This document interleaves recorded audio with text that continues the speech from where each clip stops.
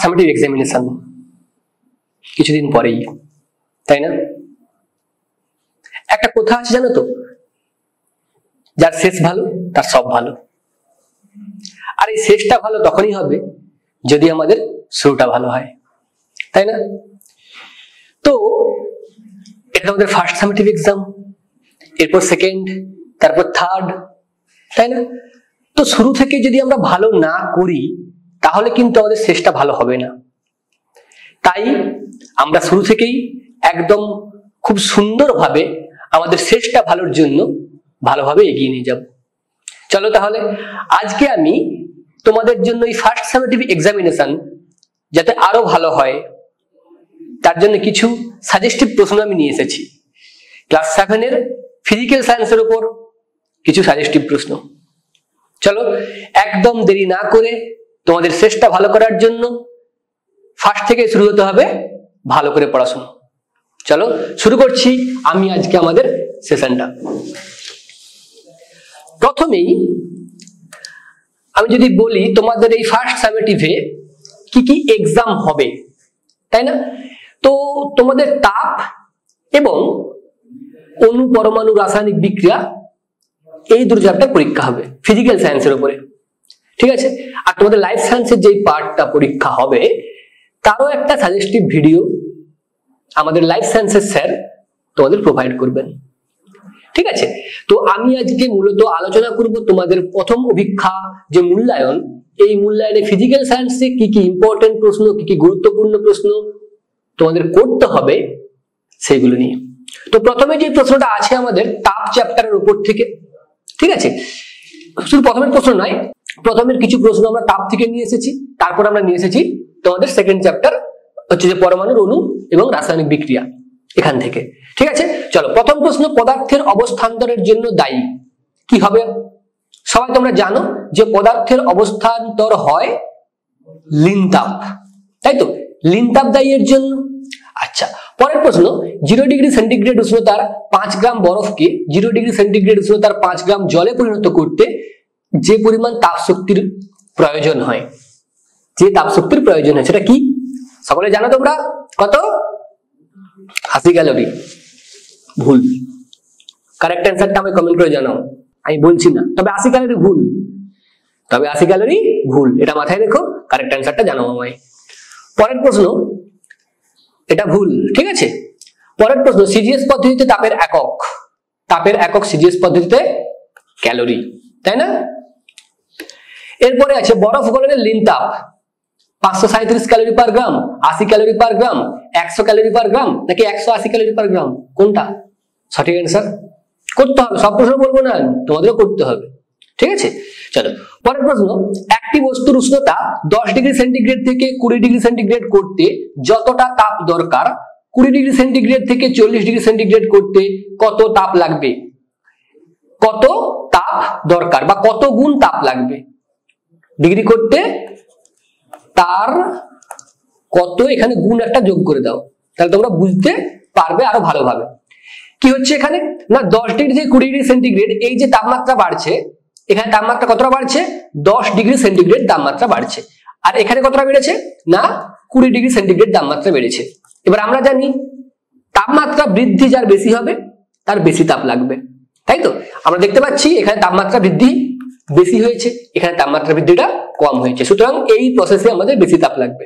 কত গুণ বেশি তাপ লাগবে সেটা তোমাদের করতে হবে, ঠিক আছে? অপশন আছে 3 গুণ, দ্বিগুণ, অর্ধেক নাকি সমপরিমাণ। ক্লিয়ার?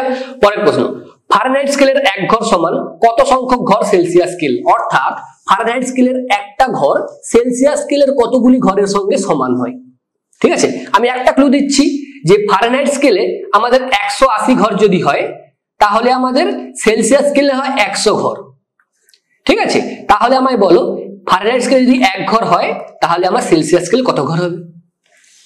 এটা আমি এবারে আর বলছি না, এবার তোমাদের করতে হবে, ঠিক আছে? পরের প্রশ্ন, 0 ডিগ্রি সেন্টিগ্রেড এর মান হলো, এর মান বলতে কিন্তু এখানে বলতে যাচ্ছে ফারেনহাইট স্কেলের মান কত, কারণ দেখো অপশনগুলো, সমস্ত অপশনগুলোতে ফারেনহাইট লেখা আছে, তার মানে এটা বলতে যাচ্ছে 0 ডিগ্রি সেন্টিগ্রেড এর ফারেনহাইট স্কেলের মান কত। এটা আমাদের মনে রাখতে হবে। ফারেনহাইট স্কেলে নিম্ন স্থিরাঙ্ক সেটা হচ্ছে 32 ডিগ্রি ফারেনহাইট, যেটা হচ্ছে আমাদের 0 ডিগ্রি সেন্টিগ্রেডের সাথে সমান।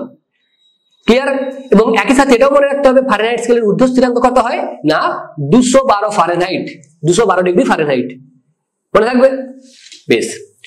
জলের বাষ্পীভবনের লীন তাপ 537 joule per KG, 537 calorie per gram, 537 kilo calorie per gram, নাকি কোনোটিই নয়? তোমরা বইয়ে পড়ে এসেছো, এটাও তোমাদের নিজেকে করতে হবে। আমি কিন্তু সব প্রশ্নের উত্তর বলে দেব না, আমি প্রশ্নগুলো বলছি, তোমাদের প্রশ্নগুলোকে তুলতে হবে খাতায়, আর কি করতে হবে নিজেদের অ্যান্সার করতে হবে। ঠিক আছে, চলো পরের প্রশ্ন। ফারেনহাইট থার্মোমিটারের প্রাথমিক অন্তর হল, আচ্ছা প্রাথমিক অন্তর জিনিসটা কি? প্রাথমিক অন্তর হচ্ছে যে ঊর্ধ্ব স্থিরাঙ্ক এবং নিম্ন স্থিরাঙ্ক এদের অন্তর, এদের বিয়োগফল। এবার তোমরা আমায় বলো, এদের আমি প্রাথমিক অন্তর বলছি না, আমি কিন্তু বলেছি নিম্ন স্থিরাঙ্ক বলেছি, ঊর্ধ্ব স্থিরাঙ্ক বলেছি, অর্থাৎ দুটোকে বিয়োগ করলে প্রাথমিক অন্তর পেয়ে যাবে। এবার আমায় বলো তো কমেন্ট করে অ্যান্সারটা কত হবে। ঠিক আছে, চলো পরের প্রশ্ন। উষ্ণতা মাপার যন্ত্র সবাই আমরা জানি কি, ব্যারোমিটার নাকি? ব্যারোমিটার তো না, ব্যারোমিটার নয়। উষ্ণতা মাপা হয় থার্মোমিটারের সাহায্যে। আমাদের জ্বর হলে যার সাহায্যে আমরা জ্বর মাপি, ঠিক আছে, উষ্ণ মাপা হয় থার্মোমিটার যন্ত্রের সাহায্যে। পরের প্রশ্ন। তরল থেকে কঠিন অবস্থা পরিবর্তনের নাম। তরল অবস্থা থেকে কঠিন অবস্থায় আমরা যদি পরিবর্তন করি, এই অবস্থার পরিবর্তনের নাম কি? ঘনীভবন, কঠিনীভবন, গলন, নাকি বাষ্পীভবন? আমাদের কিন্তু 6টা অবস্থার পরিবর্তনের নাম আছে, তাই তো? গলন, কঠিনীভবন, তারপরে কি বাষ্পীভবন, ঘনীভবন, ঊর্ধ্বপাতন, অবক্ষেপণ। সবগুলোই ভালো করে পড়তে হবে, ঠিক আছে? আরও ভালোভাবে জানতে চাও? তাহলে এখনই জয়েন করো টার্গেট 89-এর Bangla medium tuition centre, IIT Kharagpur স্বীকৃত এবং কেন্দ্রীয় সরকারের নীতি আয়োগ দ্বারা প্রশংসিত পশ্চিমবঙ্গের সর্বপ্রথম টিউশন সেন্টার। অল সাবজেক্টের পাশাপাশি এখানে রয়েছে সায়েন্স ল্যাব এবং স্পোকেন ইংলিশের সুবিধাও। জানুয়ারি 2024 থেকে অনলাইনে নতুন ব্যাচ শুরু হয়েছে 6ষ্ঠ থেকে 10ম শ্রেণী পর্যন্ত। শুধু তাই নয়, মাধ্যমিকের স্টুডেন্টদের জন্য রয়েছে মক টেস্ট, আর সেই মক টেস্টের কোশ্চেন সুযোগ করে দিয়েছে অগাধ নাম্বার তোলার জায়গা।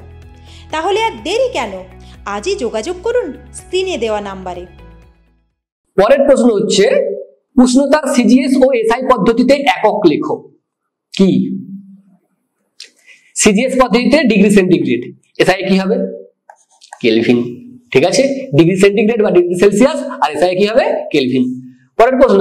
কোন তাপমাত্রায় সেলসিয়াস ও ফারেনহাইট স্কেলের মান সমান হয় বা পাঠ সমান হয়?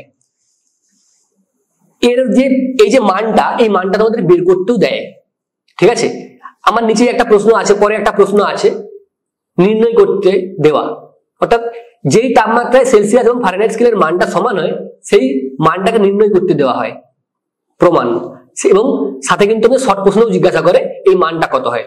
অর্থাৎ আমি বলতে চাচ্ছি তোমাদের প্রমাণটাও করতে হবে, সাথে ওই যে মানটা যেটা আমরা প্রমাণের সাহায্যে বের করব, ঠিক আছে, ওই মানটাও তোমাদের মনে রাখতে হবে। শর্ট প্রশ্ন জিজ্ঞাসা করলে তোমাদের মানটা পুট করতে হবে, মানটা লিখতে হবে, আর প্রমাণ চাইলে তো প্রমাণ করতে হবে, ঠিক আছে?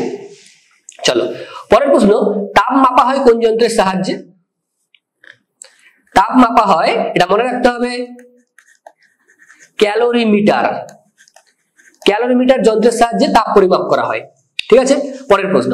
বাষ্প থেকে তরলে পরিণত হওয়ার ঘটনাকে কি বলে? এক্ষুনি বললাম 6টা অবস্থার পরিবর্তন আছে, সেখান থেকে একটা প্রশ্ন এখানে। অতএব বাষ্প থেকে তরল হচ্ছে, একে কি বলি আমরা? চলো নিজেদের করতে হবে, ঠিক আছে? পরের প্রশ্ন। এসআই পদ্ধতিতে তাপের একক। তাপের এসআই পদ্ধতিতে একক হচ্ছে জুল। এবার তোমরা আমায় বলো সিজিএস পদ্ধতিতে তাপের একক কি? সিজিএস পদ্ধতিতে তাপের একক কি আমাকে কমেন্ট করে জানাও, ঠিক আছে? আচ্ছা, তার আগে যারা আমাদের চ্যানেলে নতুন, তার চ্যানেলটা কি করবে? সাবস্ক্রাইব করবে, ঠিক আছে? আর কি করতে হবে? ভিডিও ভালো লাগলে আমাদের ভিডিওকে লাইক করতে হবে, বন্ধুদের সাথে শেয়ার করতে হবে, এবং তোমাদের যা কিছু ফিডব্যাক সবকিছু তোমাদের কমেন্টের মাধ্যমে আমাদের জানাতে হবে, ঠিক আছে? চলো পরের প্রশ্ন। 1 ক্যালোরি সমান কত জুল? 1 ক্যালোরি সমান কত জুল? ঠিক আছে। তারপরের প্রশ্ন। বাষ্পীভবন কাকে বলে? বাষ্পীভবন কাকে বলে? বাষ্পীভবন, ঘনীভবন, কঠিনীভবন, গলন, ঊর্ধ্বপাতন, অবক্ষেপণ, সবের সংজ্ঞাগুলো একটু ভালো করে দেখে রাখবে। এখানে তেমন কিছুই নেই মনে রাখার মতো, শুধুমাত্র প্রসেসগুলো মনে রাখলেই হবে। ঠিক আছে, চলো এরপরের প্রশ্ন আছে কি, লীন তাপ কাকে বলে, এবং তারপরের প্রশ্ন বোধগম্য তাপ কি।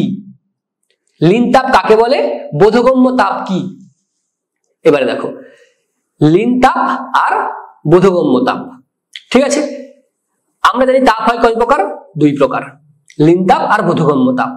হালকা করে আমি বলে দিচ্ছি জিনিসটা, তোমরা সবাই জানো হয়তো, তাও আমি একটু বলে দিচ্ছি যে লীন তাপ হচ্ছে কি না, যেই তাপ প্রয়োগের ফলে বস্তুর তাপমাত্রা না বৃদ্ধি পেয়ে শুধুমাত্র অবস্থার পরিবর্তন হয় তাকে আমরা বলি লীন তাপ, এবং যেই তাপ প্রয়োগের ফলে বস্তুর অবস্থার পরিবর্তন না হয়ে শুধুমাত্র তাপমাত্রা বৃদ্ধি পায় তাকে আমরা বলবো কি, বোধগম্য তাপ।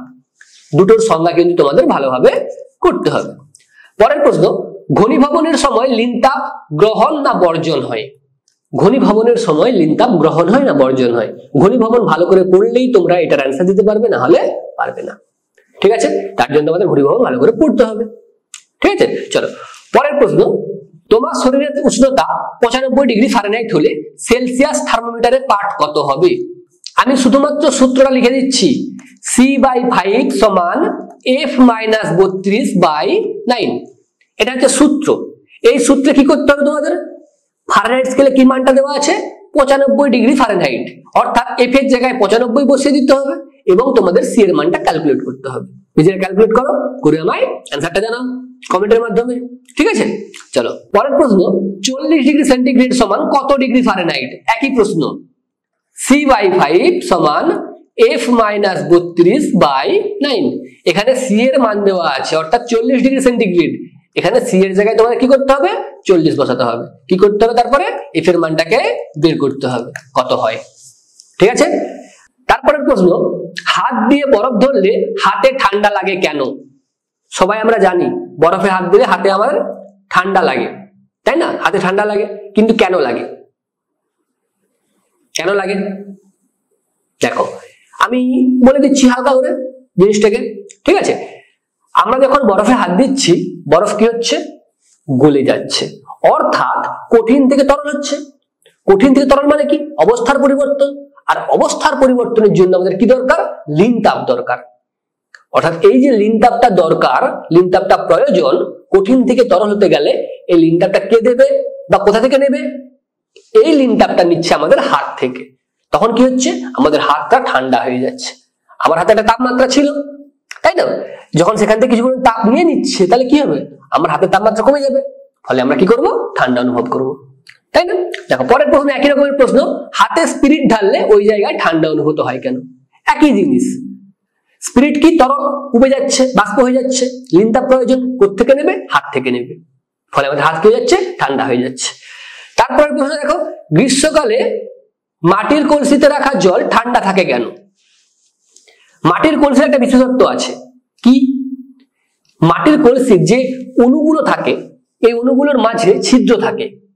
অর্থাৎ আমরা বলতে পারি কলসিতে আমরা ছিদ্র না রাখলেও এদের আণবিক গঠন এমন হয়, খুব বিন্দু বিন্দু খুব সূক্ষ্ম ছিদ্র থেকে থাকে ওখানে, এবং ওখান থেকে কি হয়, জল চুইয়ে বাইরে বেরোয়।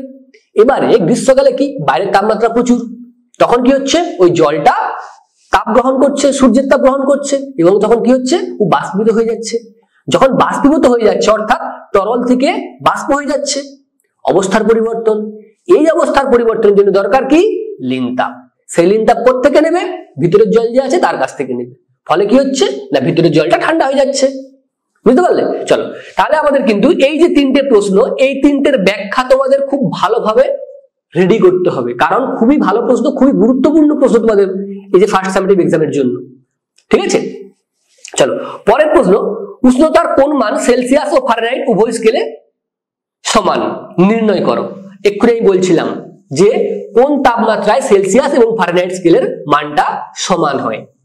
তোমাদের মানটাকেও মনে রাখতে হবে এবং নির্ণয় করো, তোমাদের নির্ণয়টাও করতে হবে, নির্ণয় করতে হবে, আর তোমাদের মানটাকে মনেও রাখতে হবে। শর্ট প্রশ্ন জিজ্ঞাসা করলে কি হবে, টুক করে লিখে দিলে 1 নাম্বার পেয়ে গেলে, আর নির্ণয় করতে বললে করতে হবে নির্ণয়।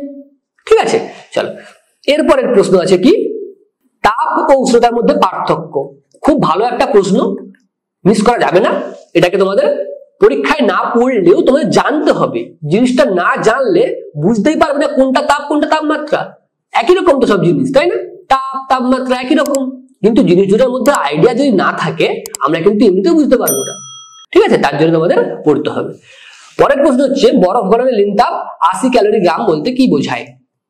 ঠিক আছে, তারপরের প্রশ্ন C/5 সমান F-32/9। এই যে প্রমাণ আমরা যেখান থেকে অঙ্ক করি সেই প্রমাণটা আমাদের করতে হবে।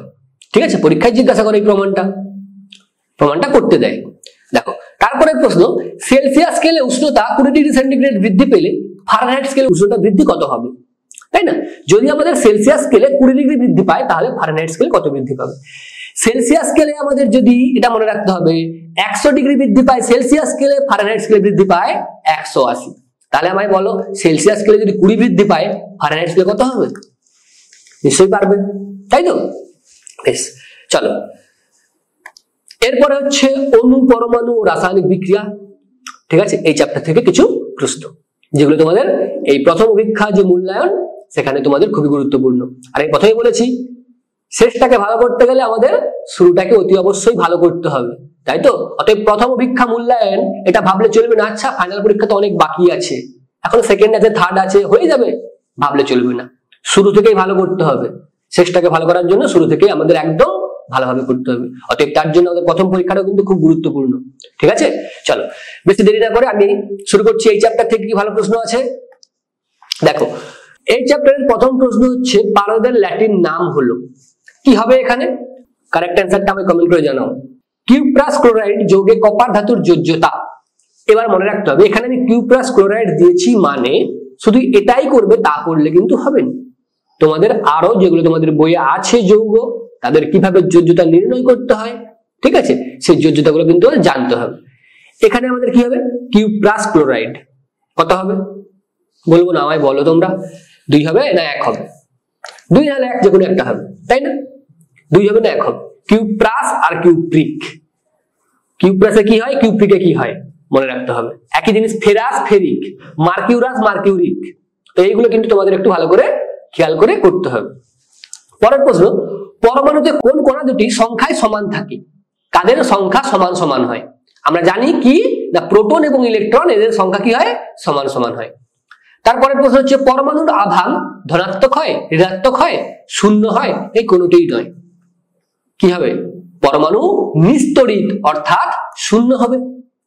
তারপরের প্রশ্ন কোন মৌলের পরমাণু ক্রমাঙ্ক 12 হলে প্রোটন সংখ্যা কত হবে? খুব ভালো প্রশ্ন, শুধু এটাই নয় এখান থেকে আমি বলে দিচ্ছি তোমাদের পরমাণু ক্রমাঙ্ক দেওয়া আছে, প্রোটন সংখ্যা চেয়েছে, ইলেকট্রন সংখ্যা চাইতে পারে, ভর সংখ্যা দিয়ে নিউটন সংখ্যা চাইতে পারে। তো এই যে জায়গাটা পরমাণু ক্রমাঙ্ক আর হচ্ছে আমাদের ভর সংখ্যা, এখানে যা কিছু আছে তোমাদের গুলে খেতে হবে, কারণ এই যে পোর্শনটা শুধুমাত্র তোমাদের এই ক্লাস 7 সীমাবদ্ধ তা কিন্তু নয়, তোমাদের এই কনসেপ্ট 8 লাগবে, 9 লাগবে, 10 লাগবে। ঠিক আছে, অতএব এখানটাকে একদম চোখ কান বন্ধ করে যা আছে সবকিছু পড়তে হবে, সবগুলো গুরুত্বপূর্ণ। ঠিক আছে, তারপরের প্রশ্ন কি না 2H2O2, সেখান থেকে হচ্ছে কি না 2H2O plus O2। এখানে একটু মিস্টেক আছে, তীর চিহ্নটা আমাদের কোনো রকম ভাবে মিস্টেক হয়ে গেছে। 2H2O2 সেখান থেকে কি হচ্ছে 2H2O plus O2। এটি কোন ধরনের বিক্রিয়া? কত ধরনের বিক্রিয়া আছে বলতো? এই দেখো সংযোজন বিক্রিয়া, প্রতিস্থাপন বিক্রিয়া, বিয়োজন বিক্রিয়া, বিনিময় বিক্রিয়া। তোমাদের কিন্তু এই বিক্রিয়াগুলোকে আইডেন্টিফাই করা শিখতে হবে, জানতে হবে। ঠিক আছে, এক্ষেত্রে আমাদের কি হচ্ছে আমরা বুঝতেই পারছি এটা বিয়োজন বিক্রিয়া, বিয়োজিত হয়ে যাচ্ছে H2O2 বিয়োজিত হয়ে আমাদের জল আর অক্সিজেন উৎপন্ন করছে। শুধু বিয়োজন বিক্রিয়া করলেই হবে না, আমাদের প্রতিস্থাপন বিক্রিয়া, বিনিময় বিক্রিয়া, সংযোজন বিক্রিয়া সবকিছুই করতে হবে এবং প্রত্যেকটা বিক্রিয়ার একটা করে উদাহরণ মাস্ট মনে রাখবে। ঠিক আছে, চলো পরের প্রশ্ন হচ্ছে আমাদের ফসফেট মূলকের যোজ্যতা। ফসফেট মূলক তার যোজ্যতা কত? আমি একটা বলবো না যোজ্যতা, তোমরা নিজেদের করতে হবে, কারণ এই প্রশ্নটা তোমরা একটু চেষ্টা করো অমিট করে যাবার। তোমাদের মনে হয় যে এটা প্রচুর কঠিন, এটা করবো না, তোমাদের করতে হবে এগুলোকে। ঠিক আছে, কারণ এগুলো কিন্তু পরবর্তীকালে খুব কাজে লাগবে। ঠিক আছে, পরের প্রশ্ন 17Cl35 পরমাণু ক্রমাঙ্ক, এর পরমাণু মানে পরমাণু ক্রমাঙ্ক 17Cl35 এর পরমাণু ক্রমাঙ্ক ও নিউট্রন সংখ্যার যথাক্রমিক মান কত? আমরা জানি এটা হচ্ছে পারমাণবিক সংখ্যা, এটা হচ্ছে ভর সংখ্যা। এইবারে এই পারমাণবিক সংখ্যা আর ভর সংখ্যা থেকে কিভাবে প্রোটন ক্যালকুলেট করতে হয়, কিভাবে নিউট্রন ক্যালকুলেট করতে হয়, এগুলো আমাদের জানতে হবে। আমি অ্যান্সারটা বলে দিচ্ছি, এখানে হবে কত না পরমাণু ক্রমাঙ্ক 17, নিউট্রন হবে 18। কিন্তু কিভাবে হচ্ছে এটা আমি বলছি না, তোমাদের কিন্তু এটা ভালো করে পড়তে হবে, ঠিক আছে? চলো, এরপরের প্রশ্ন হচ্ছে কোন পরমাণুর ঋণাত্মক চার্জযুক্ত কণা হলো কি? একটা পরমাণু ঋণাত্মক চার্জযুক্ত কণা কি? ইলেকট্রন, প্রোটন, নিউট্রন, নাকি কোনোটিই নয়? কি হবে? গুড, ইলেকট্রন হবে। চলো, কোনটি মৌলিক অণু? সবাই জানো, দেখতেই পাচ্ছি আমরা, ক্লোরিন হচ্ছে মৌলিক অণু, কারণ দুটি ক্লোরিন আছে, আর এক্ষেত্রে ক্যালসিয়াম আছে, অক্সিজেন আছে, এখানে হাইড্রোজেন আছে, সালফার আছে, এখানে হাইড্রোজেন, ক্লোরিন, অর্থাৎ দেখতেই পাচ্ছি এটা হয়ে যাচ্ছে আমাদের মৌলিক অণু, বাকিগুলো সব কি যৌগিক অণু। পরের প্রশ্ন, পরিবর্তনশীল যোজ্যতা দেখা যায় কার? সি, এন, ও নাকি হচ্ছে এইচ? পরিবর্তনশীল যোজ্যতা দেখায় কে না এন। NH4 এর হোল টু SO4 এর অ্যামোনিয়াম মূলকের চার্জ কত? বলবো না, তোমরা আমায় কমেন্ট করে জানাও তো এই প্রশ্নটা, ঠিক আছে? চলো, পরের প্রশ্ন হচ্ছে পরমাণু গঠনে সবচেয়ে ভারী কণা হলো, সব থেকে ভারী কোনটা? প্রোটন, নিউট্রন নাকি ইলেকট্রন? কি হবে? নিউট্রন। Zn+2 এবং PO4-3 মূলক দ্বারা গঠিত যৌগের সংকেত কি হবে? প্রসেস আছে, একটা প্রসেস আছে, সেই প্রসেস না জানলে একটাও প্রশ্ন করতে পারবে না এরকম টাইপের, ঠিক আছে? প্রসেসটা কি হবে না, এই যে -3 এটা চলে আসবে Zn এর নিচে, আর এই যে +2 এটা চলে আসবে কোথায়? PO4 এর নিচে, অর্থাৎ আমাদের সংকেত কি হবে না Zn3PO4 এর হোল টু। ক্লিয়ার?